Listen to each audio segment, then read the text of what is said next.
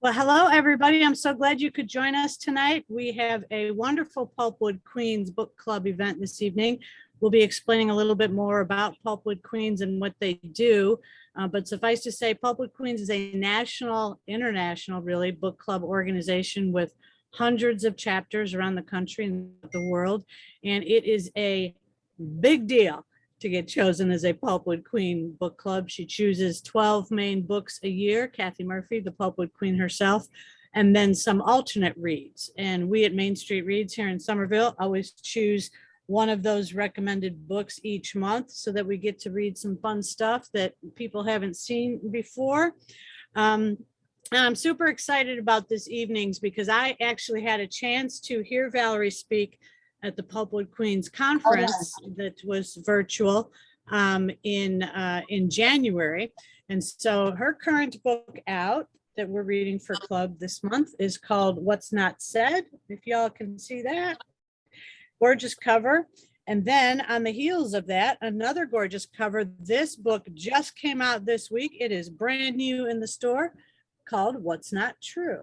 Yes. Yay. All right. And with that, Valerie, I'm going to pass it over to you. We'd like to hear a little bit about the impetus for writing the book and your journey and how you got here. Sure. But could we first just take a moment to go around the horn here?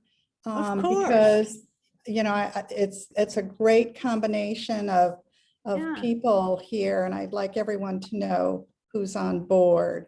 So maybe Kristen. Perfect. We'll just do a quick 15, 20 seconds. I'm Right. Sherry Stout with Main Street Reads in Somerville, South Carolina, and also labeled Sherry because she's on my other laptop in the store is our new book club member, Kristen. Kristen, take it away. Hi, I'm Kristen Straubenger. I recently moved to Somerville about 4 weeks ago. And this is just such a cute town. We used to live in Atlanta for 19 years, then we moved to Columbus, Ohio, that area for 19 years, and we just moved here. So we always wanted to come back south, and we've always loved vacationing Charleston, and we came across Somerville on one of our vacations and just loved it. So we decided to move here when we could. Outstanding. Welcome. Thank you. Maybe Catherine.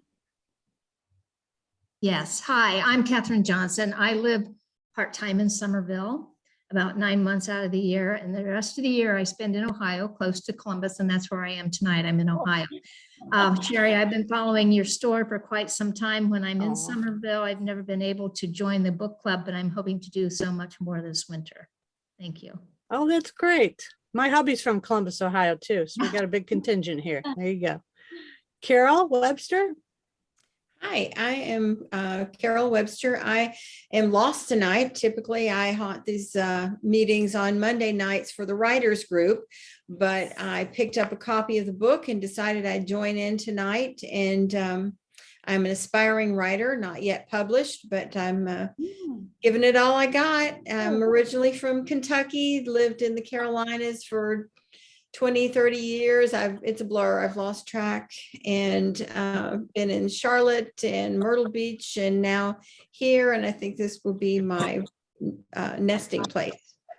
I don't plan on going anywhere. She is, I'm going to brag on you and embarrass you, Carol. She is an embarrassingly gifted writer, like embarrassingly gifted. I can't wait till she gets published because no matter what she writes, we're going to hand sell the bejesus out of. She's brilliant. Absolutely brilliant. Yeah. Thank you. All right. Carolyn? Carolyn? Yes. Hi, I'm in here from Oakland, California. I'm a proud She Writes Press sister of Valerie's, and I've been following Valerie since I joined She Writes Press last year. I read her first book, loved it, Paige Turner, and have her recent one on my Kindle. Came in right on pub date, and I can't wait to read it. And my memoir comes out in November. And so Valerie is one of our earlier fall authors that we're also proud to be launching. Great. So Fantastic. That's here. great. Yeah. We have a She Writes Press author is going to be here with her memoir on Memoir Day, Tuesday, August 31st. Catherine Taylor with 2-1. And she was Oh. also a Pulpwood Queens Oh, Book okay. Club Can pick. other, Was can other people very join the good. memoir? There's a memoir day. Absolutely. Yeah, I'm in the absolutely. group We're going to do memoirs and mimosas. 3:30 to 5:30 here. We're going to start drinking heavily. Okay, hope. Great. okay. Can you put that in the chat? So, I will. I Thank will you. absolutely. thank you. And Eileen Santos. Hi, Eileen. Hi, Sherry. Hi, Valerie. Hello. I'm also a She Writes Press author and a Pulpwood Queen, and I'm so pleased to be here. And this book, I can't wait to read it. It's like sizzling in my hands. I just, when we also share administrative duties for the pros in the pandemic, and Valerie's sense of humor carries us through many, many years. So I'm looking forward to reading this. So thank you. Meryl? Hi, Sherry. We met Hi. during the Pulpwood Queens weekend, Yes, good to see you here. and I also, Valerie's one of my very good friends, but I've never met her in person. And I just asked her the other day, "How tall are you, Valerie?" Because I had no idea. So just like 2 you, inches. Sherry, and Eileen and others, I feel like I know you. We've never really met. So I am a Spark Press author, which is the sister imprint of She Writes. I'm still haven't figured out the difference. I think they let a few men slip in there. And my debut novel, The Takeaway Men, was published in August 2020. And so Valerie and I were writing sisters and first time published them. But Valerie has already had her second child, and I'm still working on mine. But What's Not Said is phenomenal, and I pre-ordered the book, the What's Not True, and I'm waiting. So I'm very excited, and good luck, Valerie. Thank you. Who's And next? Tammy? Tammy, are you with us? I am. Hold on. Okay. I'm in my bedroom No now. worries. I'm all over the house. I'm trying to multitask. So That's hi, all right. Valerie. I Good luck get- Hi, tonight. Tammy. Hi. So I'm another one of the She Writes Press authors, and I have a book coming out next month, and I'm excited to read both of Valerie's books. I've ordered them both at the same time, and I'm going to try and read them back to back. So I'm happy for you, Valerie, and it's pretty awesome. You've already got a second book out. Yeah. It's strange, but it worked. Yeah. Very productive, And though. Meg. Oh, very good. And Meg? Unmute. I'm here. Hang on. There you go. No worries. So I've been sitting here and I don't look very pretty, so I'm just gonna like join you guys for a second. But I've been so lucky to meet Valerie. She is the She Writes sister of mine. That's fantastic. She invited us all to Pros and Pandemic. It's nice to see you, Eileen, as well. I'm super excited to jump into both your books. I bought your first one. I was going to wait for your second one since I'm just going to go through them all together. But I'm super excited for you. You have a lot of wonderful energy. Oh, and I also, since this is the Pulpwood Queens, I had to bring out my tiara because any opportunity, but I do like the memoirs and mimosas. That you guys are rock stars. I didn't know anything about this. And I feel like my light has just shined even brighter. Anyway, nice to see you all. Congratulations, Valerie. Thank you. Suzanne, are you there? Hi there. Yeah, can you guys see my video? I'm having video issues. No. No. Yeah, I see a great picture of you though. Okay. Yeah. Oh, there we go. you are. There you go. Hey there, Valerie, congratulations. I'm so glad to be Thank here. you. I'm also a She Writes Press sister. My book came out Great. May 2021. It's called The Sound of Wings, and I'm just so honored to be here acknowledging your great achievement tonight. Thank you so much. I am like over the moon with this turnout. I know Sherry and I this morning, we were emailing each other and it was like, I don't think anybody's going to come. And, we know that COVID is really driving everyone crazy. And we've got people from all over the country here, which is fabulous. I love your crown, Meg. And so I got dressed up for the occasion. Okay. So I washed my hair And about an hour ago, I put on some makeup and I thought, well, I've got my pajama bottoms on, but I got a fancy shirt out. Namaste, 6 feet away. So Nice. I got this like 15 months ago when my arc for What's Not Said was arriving. And that's what I wore when I did my little video of my opening my arc boxes. And I haven't really worn it since. And I said, this is really appropriate because it's like we're in our second pandemic is what this is. And so I am so touched that all of you are here, and it's really great to see, faces, new faces in South Carolina. And to Shari, thank you so much. You've been such a joy all year connecting with me. I totally appreciate it. So I'll just say a little bit about me because I don't like to talk about me. I think Eileen and Meryl know that. But I retired from decades of being a corporate marketing manager. I worked for big banks and investment companies. I lived in Boston. I lived in Seattle for 10 years. And then about 5 years ago, I hung up my corporate life and moved back from Seattle to ultimately Connecticut. I had lived in Boston in the middle of it all, which is really where I'd love to be, but my family is here in Shelton, Connecticut, and I have an 8-year-old granddaughter who thinks she's 25. And I mean, she is a handful, and I, especially with the pandemic and her parents working from home, I've helped out a lot with, last year home, remote learning. And anyway, I'm really glad that school is starting next week. So she needs to get back into school. But what happened with me was that for a long time, especially when I lived out in Seattle, I had gone to a writing conference before I moved out there in 2006. And I had this idea for a book. And it was actually I had an idea for the ending of What's Not Said. And I carried it around with me. I started noodling some chapters. When I moved back, I read them and they were just awful. I mean, my writing was terrible. It was almost like I went from corporate writing to trying to be so creative, and it just sucked big time. And so I think I still have those drafts in a briefcase somewhere, but it's hard to part with those things. But I came back to Connecticut. I got settled for about a year.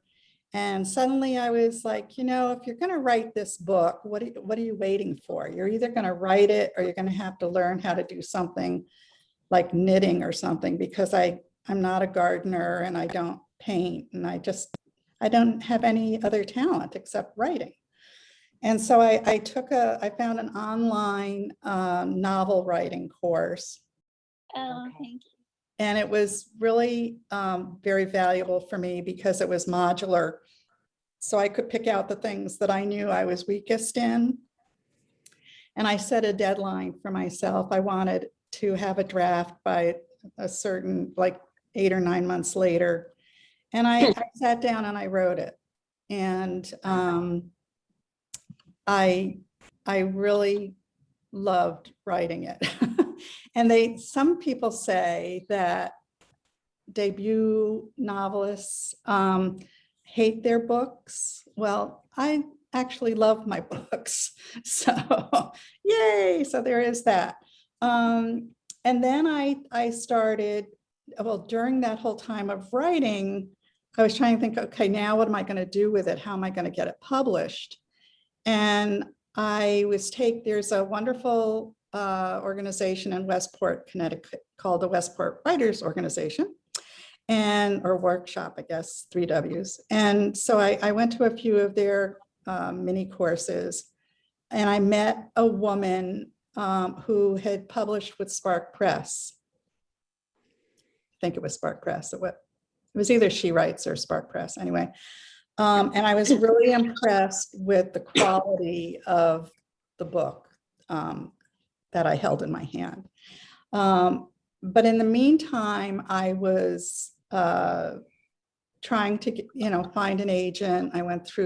I set a deadline for myself, several months. I was going to try to talk to agents. I went to some conferences. I pitched my book. I submitted probably 60 queries. I worked with Jane Friedman. Now, if you all know that name, she's very prominent in the book industry. In fact, She's wonderful. Yes. she's wonderful. Jane actually helped me write my synopsis. Oh, wow. Yeah, I paid her, of course, but I drafted it and then she helped edit it for me. So, and I really didn't know how fabulous she was until now, really. Well, last year. So I got a good start with that.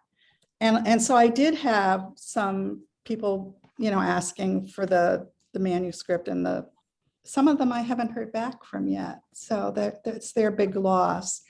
I often think that I'm going to get the list of the people that turned me down and send them my books and say, look what you gave up, anyway. So I set the schedule for myself. I didn't get an agent. I did turn down an agent because I didn't like their contract. And I won't get into why, but it was not a good thing. And so I said, okay, if I don't, by the end of whatever year it was, 2018 probably, if I don't get an editor or agent by the end of that year, I was going to self-publish. And I had done all that research, how to do that.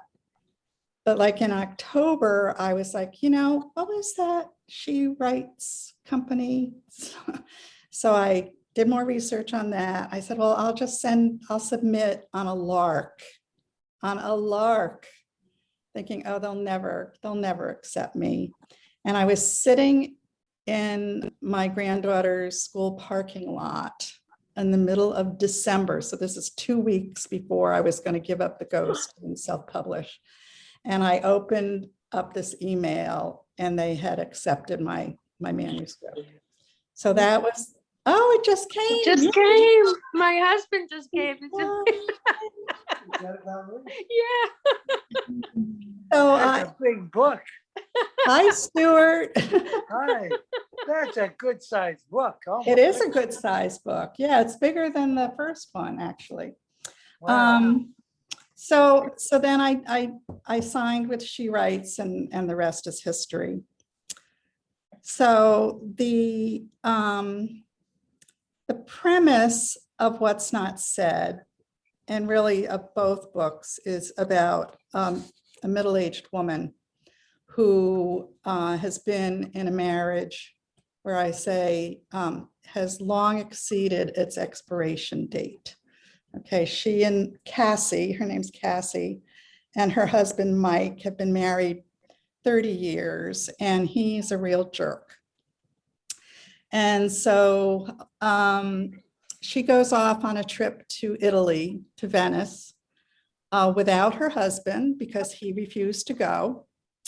And she meets a younger man, not a young man, but a younger man. And so they have an affair that goes about 5 years. And he's a West Coast person, Carolyn. So, right? So, so she finally decides that she's going to leave her husband. And just as she plans to tell him that she's filed for divorce, he gets very sick and she finds out that he has a life-threatening illness. And so she has to decide, as I say, she has to decide whose life she's going to save, her husband's or her own. So that's book one. That's what's not said. And so at the end of the book, she's made a decision, life goes on, and she doesn't have either man in her life, really, sort of. But she goes back to Venice in book two to meet a girlfriend. And because she has this girlfriend, Annie, who is really the one that keeps her on the straight and narrow and tells her, to buck up and get on with her life. So she's supposed to meet Annie. So she goes to Venice, but instead of meeting Annie, her young lover is there in Annie's place. And so he convinces her to take their vacation then to Paris. And while she's there, her company has an office in Paris. And so she meets with someone at the office, and she gets an offer that she can't refuse. And it just gets all tangled up from there. And I'm not going to tell you anymore. You'll have to read the book. So the story is really about, well, there's several themes in it. And for those of you who've read it, you'll recognize it. I mean, certainly it's the dysfunctional relationship of the marriage. I mean, that is, one of the major themes of it. There's also a theme of emotional abuse, which I didn't realize, that's in book one. I didn't realize that that's what I was writing about until I had written it and then read it, and it kind of popped out at me. And, there's also this whole theme about, a woman taking back her life, that she gave up so much and it took a long time, but she finally got up enough courage to stand on her feet and take back her life. So,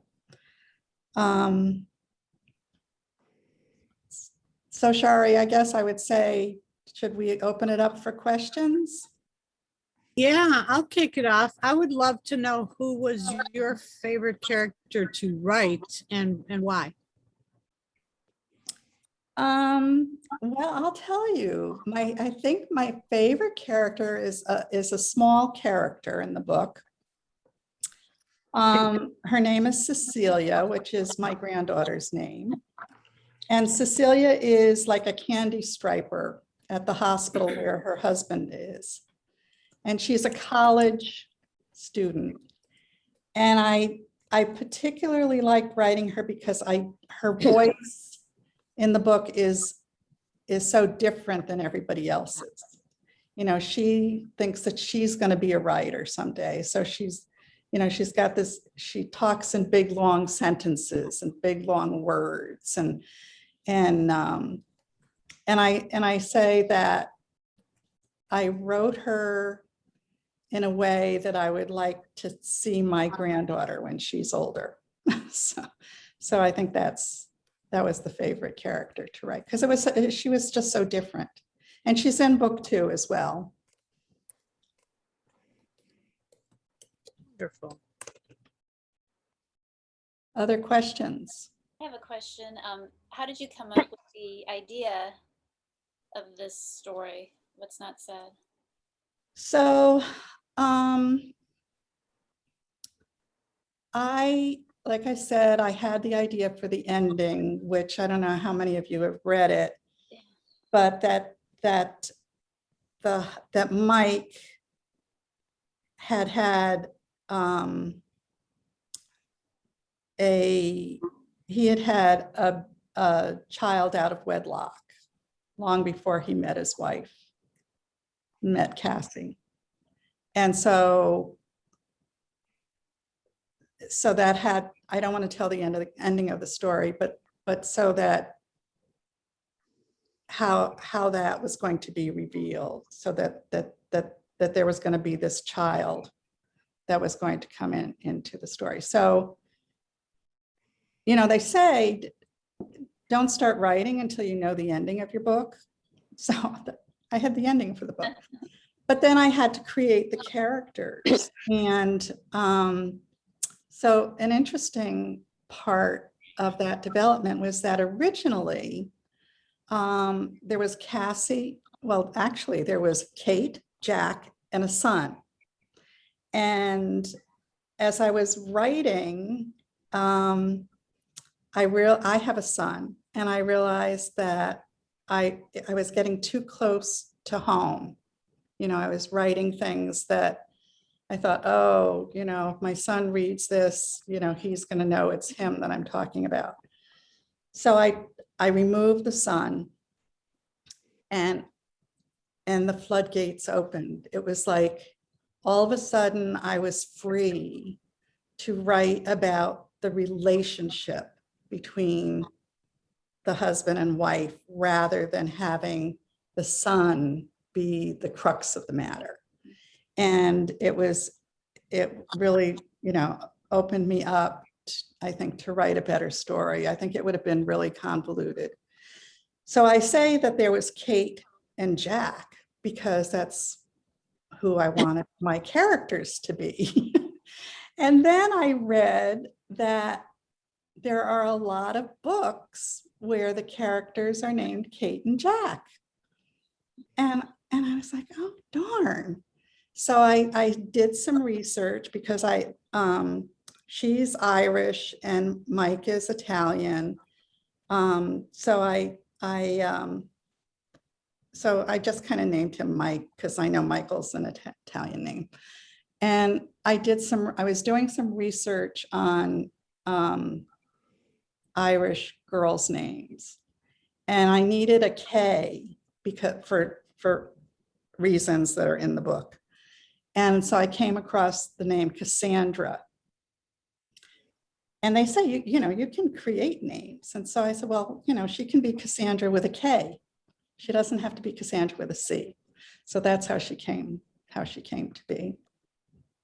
But I've got some hands raised here. Meg, do you have a question? So 2 questions. Okay. So the first question I have for you is that, did you travel to Venice to do the research on the place of your book? Because that would have been fun. And certainly if you did such a good job on the location of the place and brought it to life, then you must have, right? Well, I was in Venice before I wrote the book. Okay. And I talk about a hotel that Chris walks her to. Her hotel, I did stay at that hotel where it used to be a nunnery or something.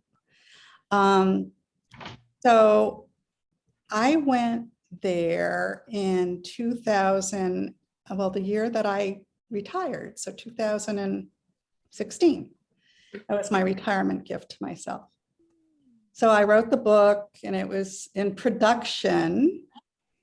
And so 2019, right, the year before the pandemic, I was like, you know, I need a vacation, and I wanted to go to Greece, and I wanted to go on a cruise.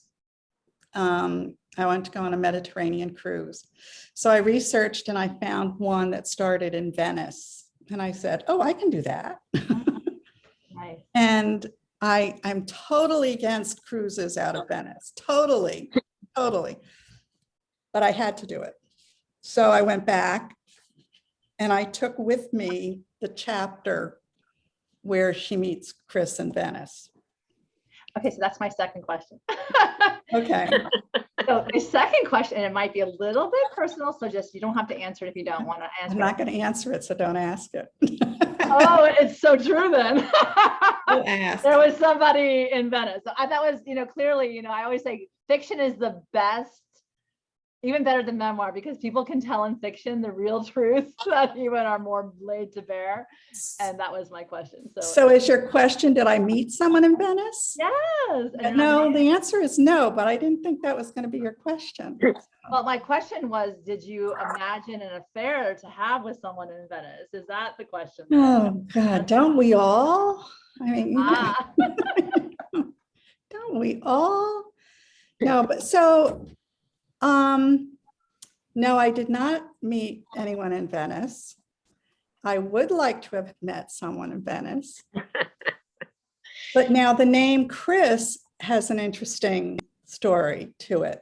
I'm not going to tell you about the men totally in my life or what drove me to have this triangle. But when I divorced in 2002, I was convinced I was going to meet somebody great. You know, I'd been married forever, and I just never had a time in my life from being like a teenager where there wasn't a man in my life. I've been married twice. I went from one divorce into another marriage when I was in my 20s. And so I thought, well, of course I'm going to meet somebody. Do you know that like the first 4 guys that I dated were named Christopher? I could not believe, I mean, it was so crazy that at one point I adopted a cat. And the cat was like 3 years old when I adopted him. And his name was Moguls, like the ski slopes, you know. And I was like, I can't call this cat Moguls. I can hardly say it myself. And so my girlfriend said to me, well, you have to name him Christopher because of these 4 guys that I had dated.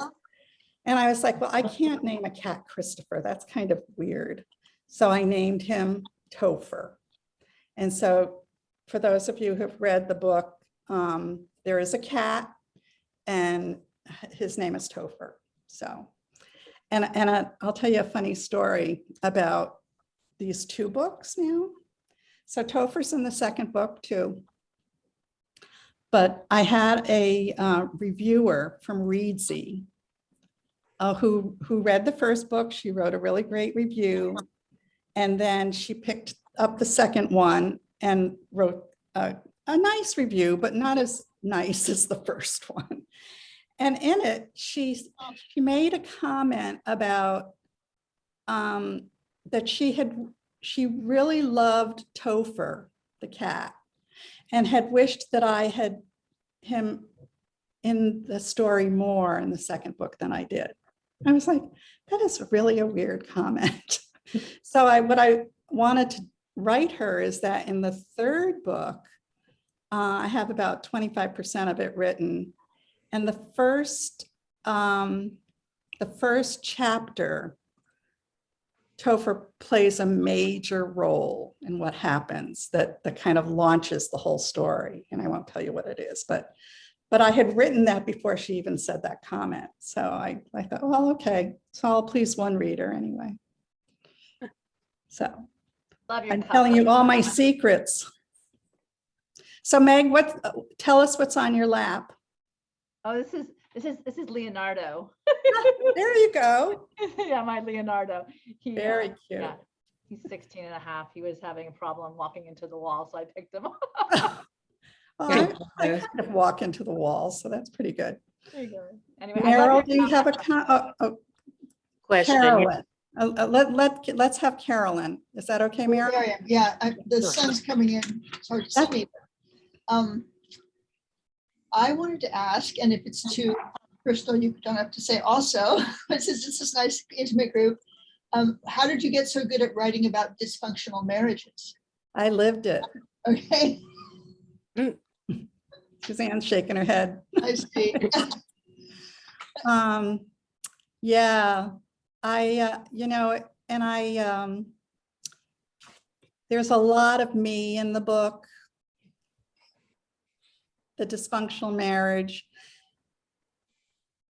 I had two of them. You'd think I would have learned after the first, but they were different. They were totally different. My first marriage was my high school sweetheart. And we were married 4 years, and my mother was terminally ill, and that didn't help the marriage at all. We were too young, too idealistic. And it took me years actually to get over that. I divorced him, so you'd think I would have gotten over it fast, but I didn't. And I went right into, I met my second husband. We were married within a year, and he was older and very narcissistic. And we had 2 children, and it was just really hard to get out of it until I pulled myself up from the bootstraps and said, kind of like, am I going to write this book or not? Am I going to get out of this marriage or not? And that's how that happened.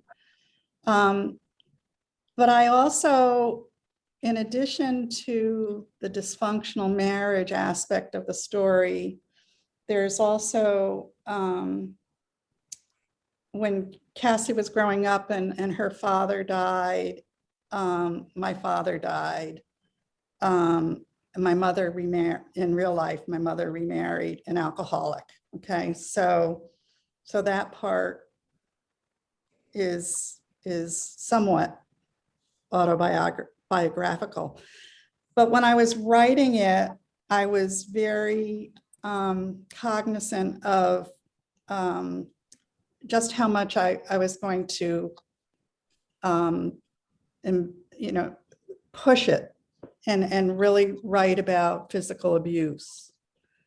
Emotional abuse, it was easier for me to write about, but the physical abuse, I was mindful of the fact that it could be a trigger for readers.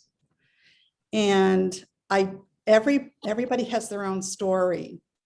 And I didn't want anyone to read it and have such a visceral reaction that it upset them. So I kind of, on the physical abuse, I kind of just took it up to a point and stopped it and just left it for hopefully the reader to put their own imagination. Now that's a little bit different on the sex scenes that I have in the book. But I did only take it up to a certain point and leave. And I get a variety of feedback on those scenes. I mean, some people absolutely love it. They love the fact that the way that I wrote them, and I kind of just, took them up, to the bedroom covers or whatever. And others think it's too much. Yeah, so Carolyn, we have to read your book because Yeah. we've heard that Wow. Carolyn's book is really racy, so that'll be really good. Now, Valerie, I have a follow-up Carolyn. question. Just a sec. Well, isn't that the benefit of writing a novel instead of a memoir, that you can kind of more shape what you're going to reveal and say? Yeah. And also, I was just wondering if it was satisfying then to write your own ending to those marriages, or at least the continuation. Oh, yeah. Yeah, absolutely. Absolutely. Thank you for that. Tammy, did you have a follow-on? Yeah, I did, because you bring up sex scenes, and this is a really interesting topic, and I haven't read your books yet, so I'm not sure how explicit yours are.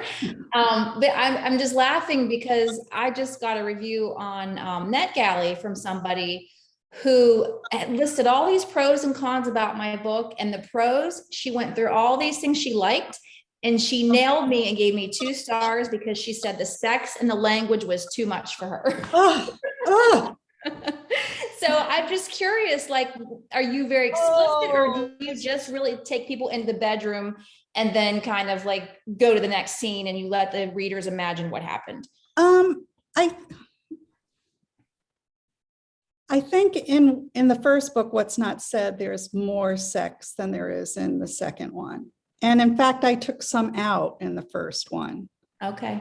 But I think it's a fast read, Tammy. I think you should read it and judge for yourself. And I'd like to hear what you think, actually. I will. I'll let you know. I'll let you know. Because it's tough. It's tough trying to figure out how much to include, because I've read some books by, I think it's Beatrice Williams.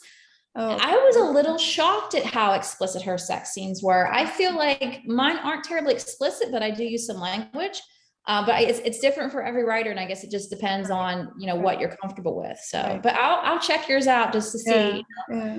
Yeah. So on language, I did, you know, like the F word, I had a lot of it in the first book. And when I was editing it, I did a search, and I kind of took it down to just when it absolutely was an essential word to be used.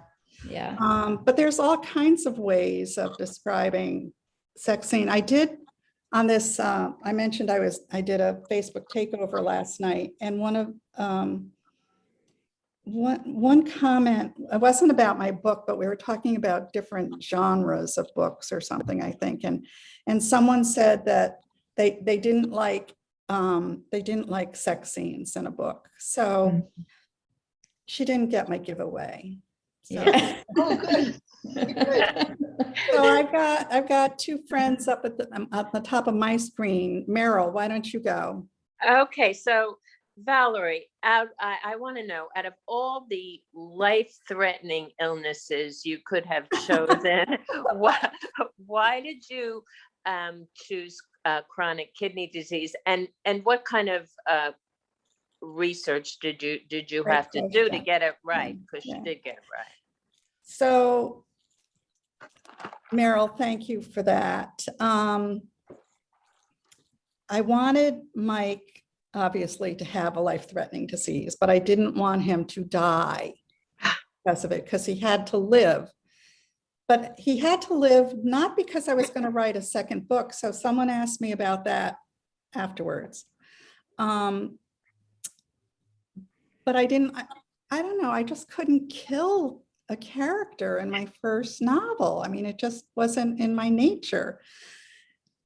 So I started, so between jobs, when I was living in Boston, I was laid off, and I said, I'm never going to go work for another financial services company again. Okay.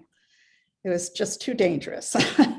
So I went to Simmons College, and I got an advanced certificate in healthcare administration. And so I learned a lot about healthcare without becoming a nurse or a doctor or whatever. That still helps me these days. But I had a lot of textbooks. So I started kind of doing research in the textbooks about different diseases. And then, you know what I did? I watched Grey's Anatomy. And somewhere between the two, somewhere along the line, I came up with the chronic kidney disease. And then I thought, okay, I don't want the whole book to be about that, but I need just enough to carry me through different scenes. And so I went to the Google machine and did some research. And in fact, the passage where Cassie actually does the same thing. She researches it online, goes to the Yale, I live near Yale here. She goes to the Yale website and actually, you know, kind of reads exactly what it is. And I wanted to be very mindful of not giving so much information about it that I would end up being chastised for not handling it correctly.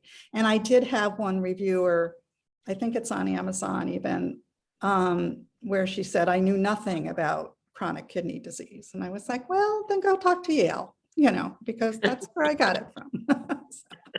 And of course, George Clooney, you know, he taught me a little bit too. So Eileen. Hi. Thank you I'm for being here. Oh, you're welcome. And I just have to say that I have to leave very soon. Okay. I have a book club Oh, that's right. 7:30. Mm. But I'm just curious about how hard it was to shift. Did you know the second book and that the was- third book? How, to write a novel in the first place.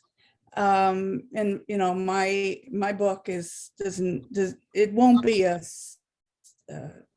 it's not going to have a second part. It might have a first part, but I never planned that. So Right. when you write a book in the first place, I have a friend that just wrote her first novel, and then she was lucky enough to her publisher said they would take her book if she would write a series. She had no intention of writing a series.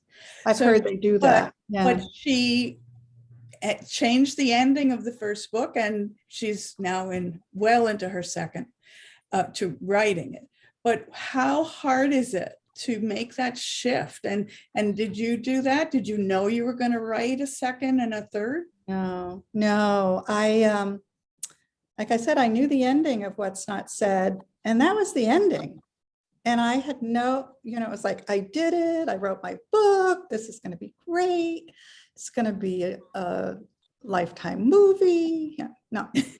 And then I gave it to a couple of like 3 really good friends of mine to read and to give me, really good edits of things I had gotten wrong, like going the wrong way on Boylston Street in Boston.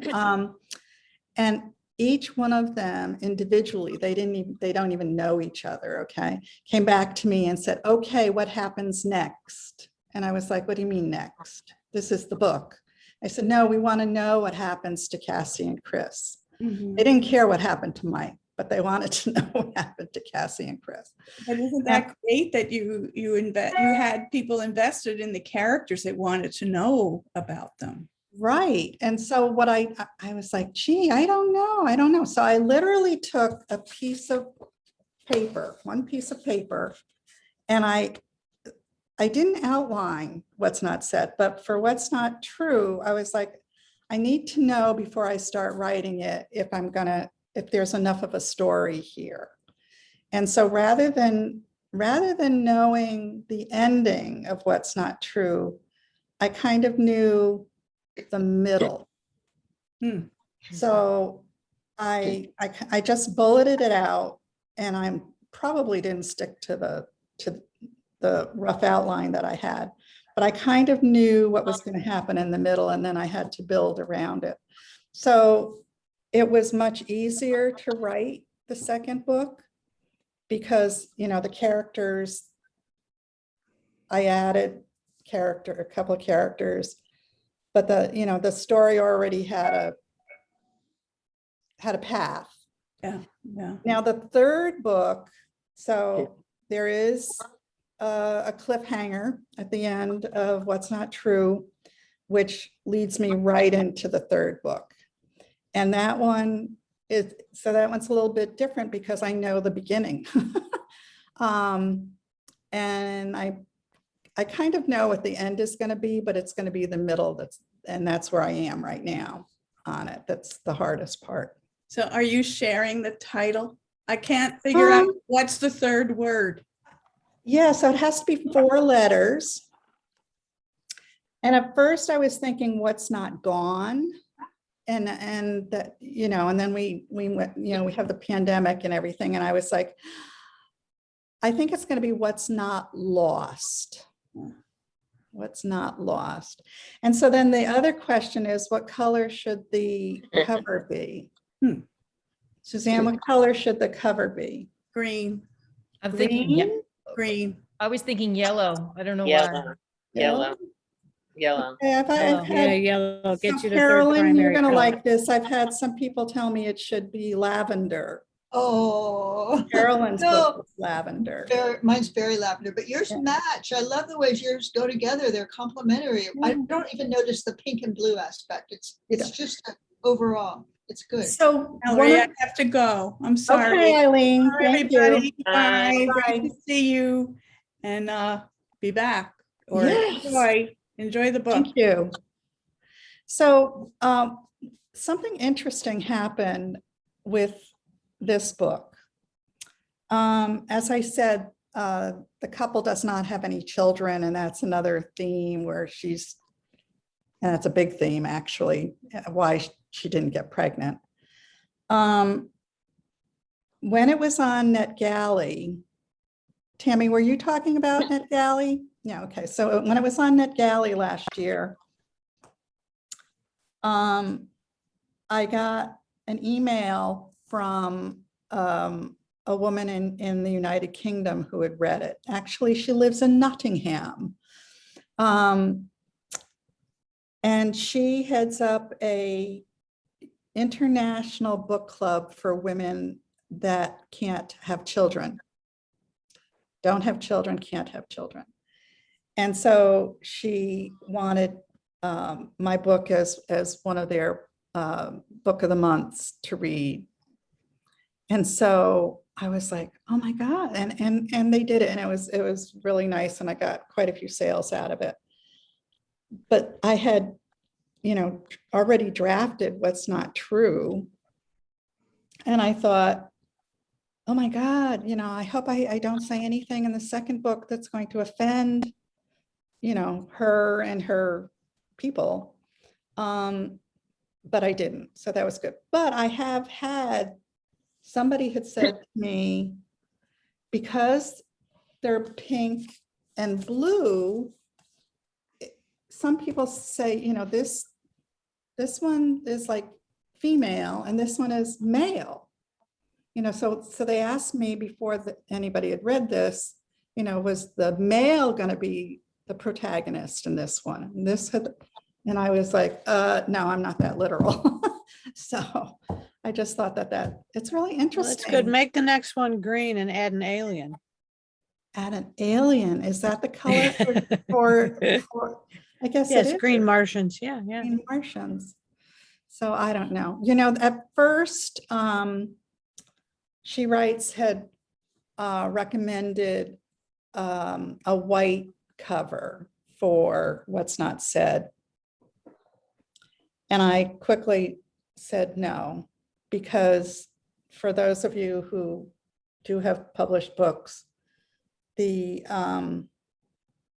have this little image on Amazon and all the other retail online bookstores, right? And if you have a totally white background, it might not show up. So it was a problem for me because I don't like Meg, do you have your book? Here, you've got a lot of white, but you've got a lot of color. Show us. Do you know something I don't know? No, but I don't have a lot of color on my book.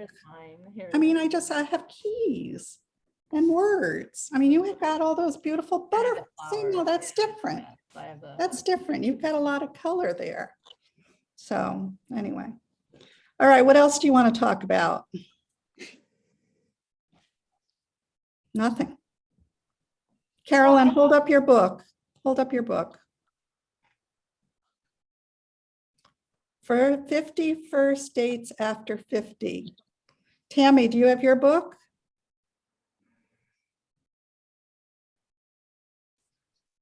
Read the title, Beneath the Veil of Smoke and Ash. Yep, Beneath the Veil of Smoke and Ash. This is my arc. I just got my final books yesterday. Oh, yay. Yeah. Yay. Congratulations. Thank you. And Suzanne, you have your book? I'm going to grab it. Okay, go grab it. Meg's is right And there. Meryl, where's your book? Do you have one near you? I don't, and as you know, I'm recovering from Right. orthopedic surgery, so I'm not going to trip and fall. No. Yeah. Getting it as much as I would love to show it. Yeah. Oh, So Meryl's book is called Yeah. The Takeaway Men. Oh, Suzanne, you got it? Oh, I got it. Yeah. Yes. The Sound of Oh, Wings. very pretty. Oh, Sound thank of you. Wings. Thank I you. like that. Very pretty. Thank you. All right, y'all, make sure that you all send me an email with those books so I can make sure they're in stock, and then I'll make a mention of it in the next Oh, post that's too. oh, great. lovely. Okay. Yeah. Lovely. What about Meg's book? Oh, I showed it. Yeah. Oh, sorry. I missed it. Okay. Yeah. Love that. Beautiful. Yeah. You know, So I did Meg, ask yours Valerie- comes out when? October? September? Yeah. Mine Me- is like it's September 7th, so I have less Oh, than 2 weeks. yeah, Okay. 2 weeks. Mine's November. I wanted to Sure. ask you a question, Valerie, because one of the things that I love most is to learn about the authors themselves. And I got to play in that a little bit with my book club and my newsletter. But I have to tell you, one of the things I'm curious most of all is a sense of satisfaction. Like at the end of the day, when you close the book, the last page is written. Now you have 2 books. Are you feeling an incredible sense of satisfaction now that you're using your voice in such an empowering way? Because you're telling a story. Who cares about one person who doesn't like his sex? They need to have a better sex life, maybe. I don't know. But the bottom line is that you get to actually unfold a story that was in your imagination, in your heart, in such a way that the world gets to see a little bit into you. Do you feel coming away from that really proud and satisfied at this point? I was going to use the word pride, being proud. I don't talk myself up enough, but I look at my books a lot. And like I said, I love my stories. I loved how What's Not Said came out. And when I was writing What's Not True, in the second book, it took me a while. And then all of a sudden, like one day, I was probably halfway through the writing process, and I was like, I love it. And I have goosebumps. That's awesome. Talking about it. And, I think all of us who are writers need to, all right, now there's a lot more writers in the world because of Amazon and self-publishing and everything. And they should be proud of themselves too. But I think that, those of us that have taken the She Writes path, I think we're a little bit of a cut above, I think. But I love my stories, and I want to love the third one. And I think that's one of the reasons why I'm not going to rush through it, because it's got to stand for something. So I do want to talk a minute about, I mentioned it earlier, about writing a series. Now, anybody, Meryl, you're working on a series. Sequel. Yeah, sequel. Tammy, are you? Or Suzanne? No? Okay, Meg. I'm going to write a prequel to mine. You're gonna write a prequel. Oh, I got to jump in there. I've been thinking this whole time that Yes, Val. Cassie's mother is a character who could use a prequel. Yeah. Cassie's mother. Kathy's mother. Oh, okay. Yeah, So Cassie's. that's really interesting, because Yeah. Patricia O'Callahan, Patty Cake O'Callahan. Yes. She's interesting. There's just I'm without spoiling the book. Who does that? Who does that? What she did in that book. So yes. Well, you have that's where I'd mother. start with that. Who is the woman who does that? Yeah. Where did that come from? Yeah, I know. So I've also been told that Annie, Cassie's best friend, that some readers want more of Annie. They wanted the friendship story. And when I first started getting that feedback, I don't know, I've never been good at getting feedback. Even when I was working and I'd have reviews and everything, I'd be like, whoa. Anyway, but I was like, that would have been a totally different story. That's not the story I wanted to write. Annie's very important. We all have girlfriends that we rely on, and, and we, to them, we, slap them across the face. When I was writing about Annie, I thought about Cher in, was it Moonstruck?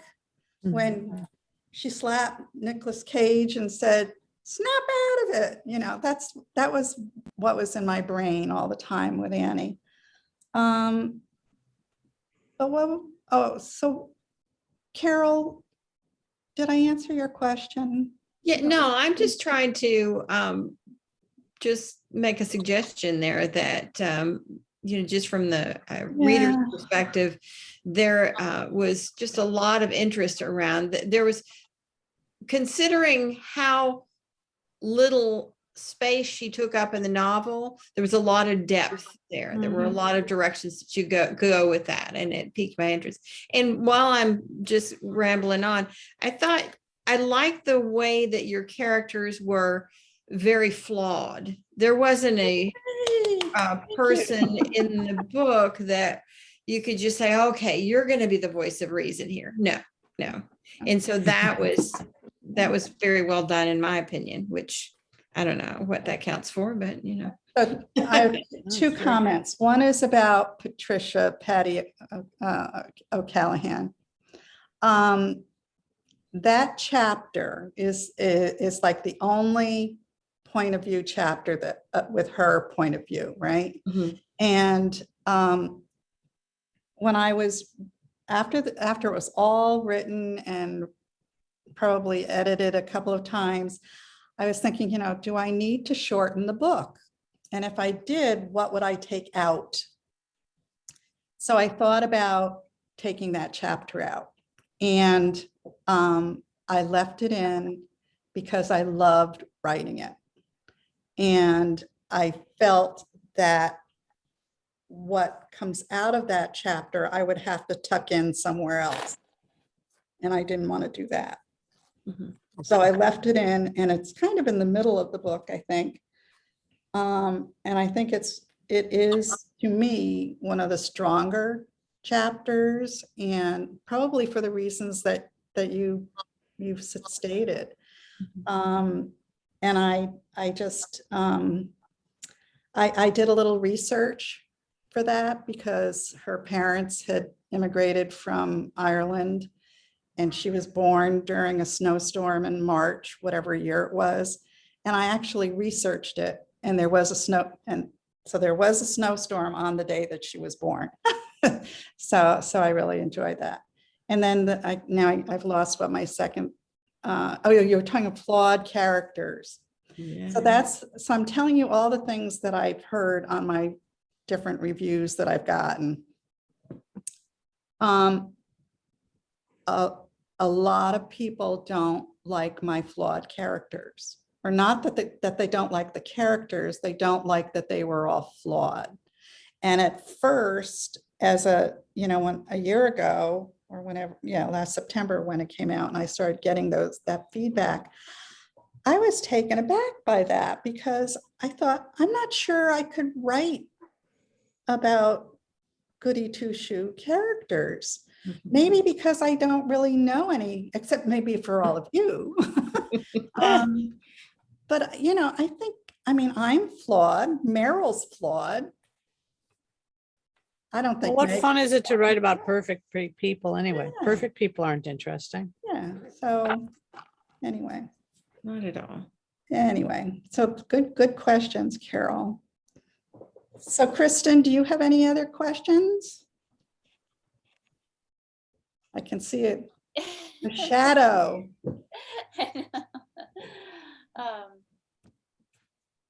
No. Okay. Anybody else? So I have Carolyn has a question. I just have a comment, Valerie. Isn't it, no matter what we're writing and what people like or don't like about our book, isn't a little bit how we manage the expectations of what people are going to get to our book? Like, I'm thinking Tammy's is historical fiction, and that's a certain genre and the way people are approaching it. And I'm kind of leaning into the sexuality part of my memoir because I can't do anything else really. So I'm creating that expectation. And whereas yours, you don't have to do that. You managed it in the way that you thought best. So, and then it depends how we slant the publicity too, doesn't it? It definitely is. And I had an aha moment earlier this summer, and it was actually I talked with Brooke Warner, who is our publisher, about this. Because when I started publicizing, if you will, What's Not True, I was talking about it as a standalone. It's a sequel, but it can be read as a standalone. And I still believe it can be. And I've gotten comments on both sides of it, right? Because I was getting some early review comments saying, oh, they say this is a standalone, but it really isn't. It's so confusing. There's so many characters, blah, blah, blah, blah. And so all of a sudden I said, this light bulb goes on in my head. And I'm like, wait a minute. I'm going to say kind of a nasty word. It's a friggin' sequel, and read the damn first book. It's not like it's so expensive. Right now you can get it for $1.99 on your ebook, So Hey, no. I was wondering when they were No, coming. thank you for that. Don't do that. Go to. You don't do that on a Make bookseller Read. call. Come on now. Thank you. I apologize. That's okay. I apologize. Yeah, so it's like, Carolyn, you're right. It's all in the way that I talk about it. So for the last couple of months, I've been talking about, that there's 2 books, and I say to people, if you watch a series on TV, you start watching Bridgerton or whatever, you don't watch the second episode before you watch the first, or you don't watch the second season of something before you watch the first. So Sherry, I'm sorry that I said No, that. I'm just I teasing. feel It's badly fine. now. It's all good. We're among friends here. Yeah. So, but that's I'd like to ask Sherry a question. So, Yeah. because I had written down some questions for you, actually. How has the ebook industry, if you will, impacted your business? Less and less. Because Less and less every single day. And look, I confess, I bring them with me too. If I'm going on a trip, I do not carry a stack of books with me. I grab what I can in digital. But what's happening is that, it's kind of a thing that's come full circle. And a lot of booksellers, before we opened the store, I've only been open a few years, but before we opened the store, there was this rumor of the death of the independent bookseller because of the whole ebook situation. And in fact, the opposite came about. Because people are realizing more and more that, they have to do enough digitally all day long in their jobs, in the have-tos in their lives, that they don't want to have to stare at a screen more to read a book. And they're also coming to find, for a while, I was reading a lot of nonfiction on ebooks, and I just wasn't, I wasn't connecting to the material so well. And they've come to discover that that's actually a thing. And so college kids now, so the next gen coming up, does not read ebooks. They want to read physical books. Really? Which you think would be the opposite, but in fact, Yeah. because they connect so much more to material on a written page. So among the young generation, it's basically 10 to 1 print over digital. I wonder they're if, reading too, if more and that's more because, physical books. the young ones do so much of all this. They do so much on their. There's so phone. much that you have to do, on Yeah, a screen. to Yeah. your point, they want to get away But from it. professors are coming out. There's all kinds of statistics coming out. I think there was a study, was it Harvard or MIT? One of them did a study. Basically, the difference between, they did a big study on people connecting to and retaining material in print versus digital, and it is like a no contest. When you have that physical thing there and you are connected to that, you are retaining that material too, that you're not in digital. Yeah. Yeah. What about audiobooks? Does that? I don't know. We do sell, we suggest that people get them through Libro, because Libro is the ones connected to booksellers. Okay. I personally despise them, but I do know that they become a bigger portion of an author's ancillary income, if you will, every year. And the joke that I like to make in talks that I've given around the country for where writers win is that, yeah, the more traffic there is in Atlanta, the more audiobooks get sold. And that really is true. Oh. It's something that you can do while you're in the car. I myself can't connect to them. I think that because I'm a visual learner. So if you want to put me to sleep, just turn on an audiobook. It's like a drug. I can't, my husband would get them for like car trips. We'd go on car trips as a family, and he'd plug one in and he digs them, and he'd start listening to it, and the rest of the car would just be snoring. It's just like immediately. Me and my kids just can't do the audio thing. I'm like you, Sherry. It knocks me out.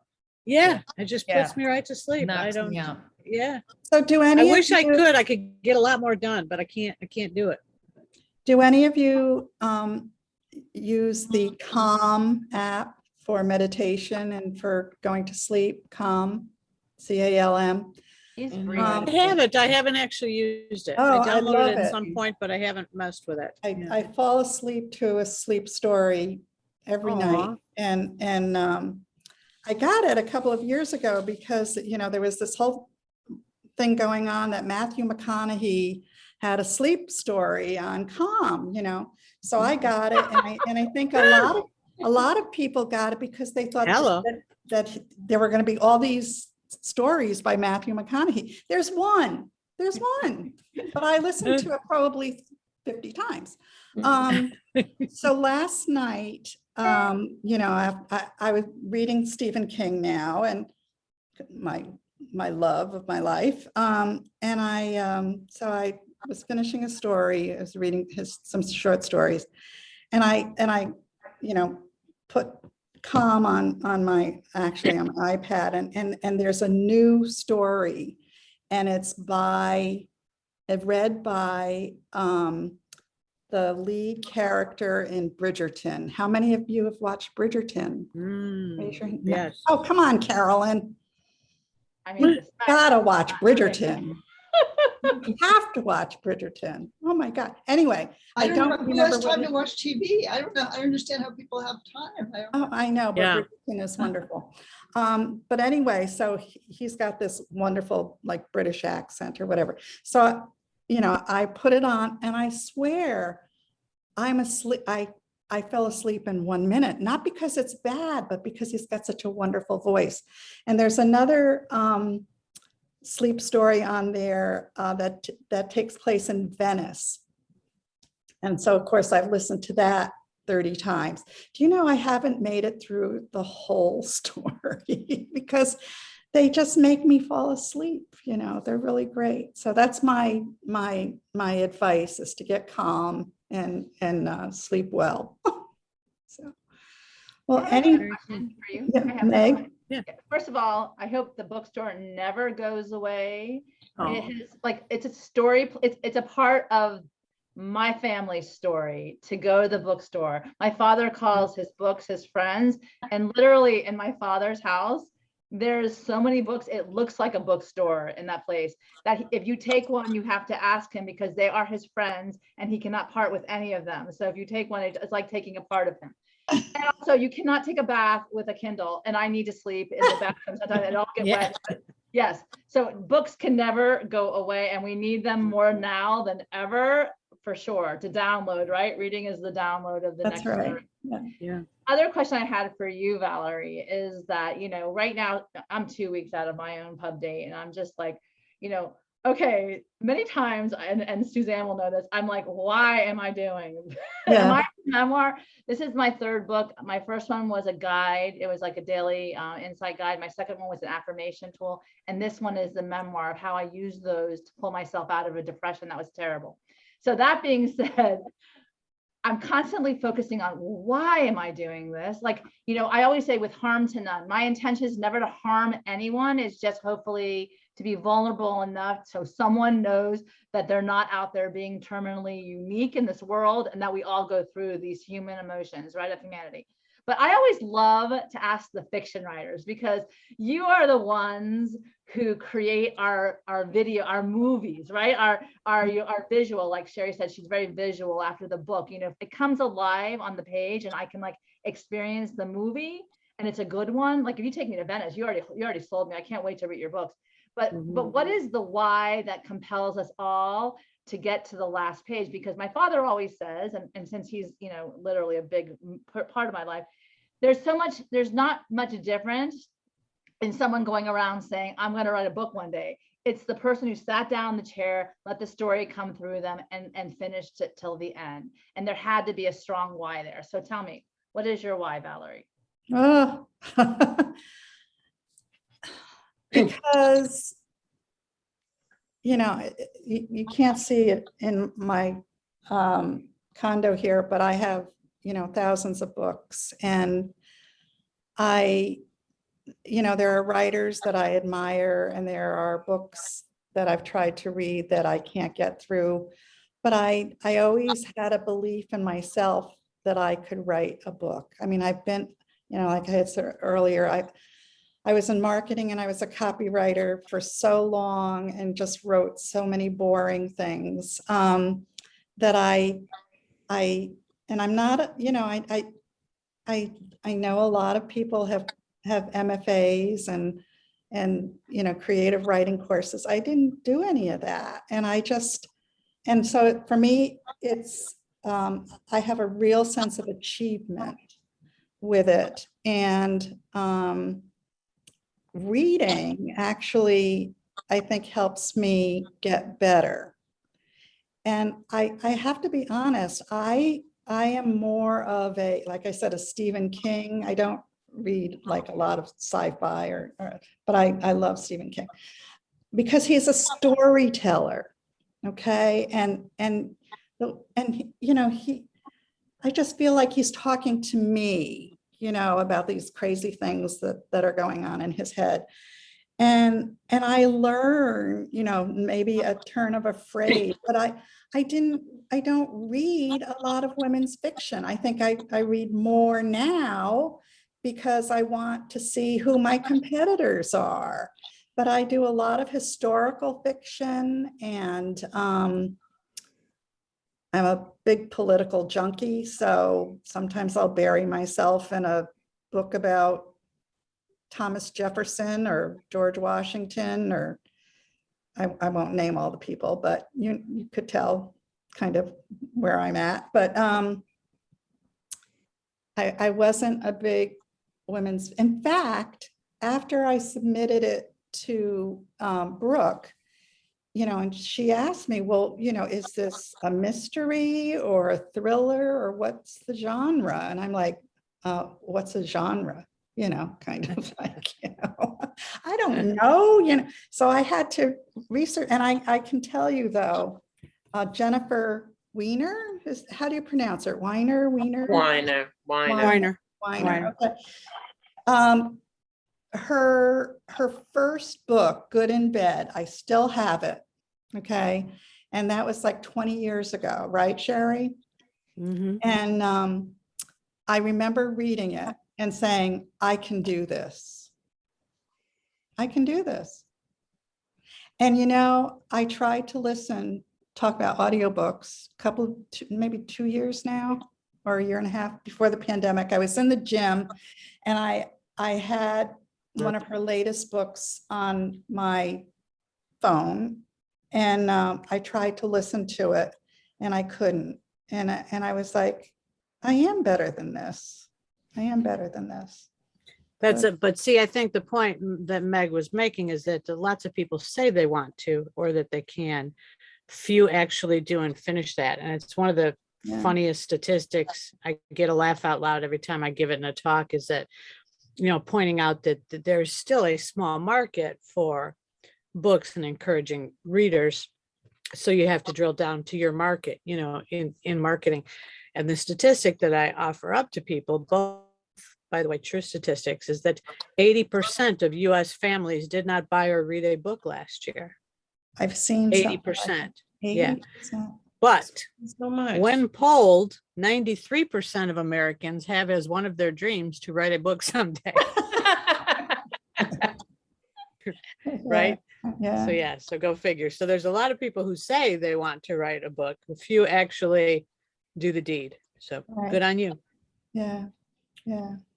But that, so I think it's, Meg, like this is your third book, and when I think of, who I am, that those 40 years that I worked in corporate America, that's not who I am. I'm not even, I was a really good marketer and a really good corporate writer and a real good grammarian. But that's not what I'm proud about. I'm proud that I was able to get myself through 2 marriages and out the other side to retirement. But it's my books that I'm most proud about. Right? So, It truly is birthing. yeah. Truly is. Wow. Anything else? This has really been phenomenal. Been a great group. Thank Yeah, y'all. Anyone else have any final comments? And then we'll wrap her up. No, thank you all so much for being here tonight. What a great Thank brain you. melt. Yeah, great Good to have adult conversation. Thanks, Go gang. Valerie, go Yeah. Valerie. Thank you, Lots of Carol books. and Valerie. Kristen. Go Valerie. Thank you. Congratulations. All of you. Yeah, Thank you very congratulations, much. Valerie. Thank I love you all. Love you too. Bye. Bye, everybody. Bye. Have a great Bye. evening. Bye. Bye-bye. Thanks, Sherry. Bye-bye.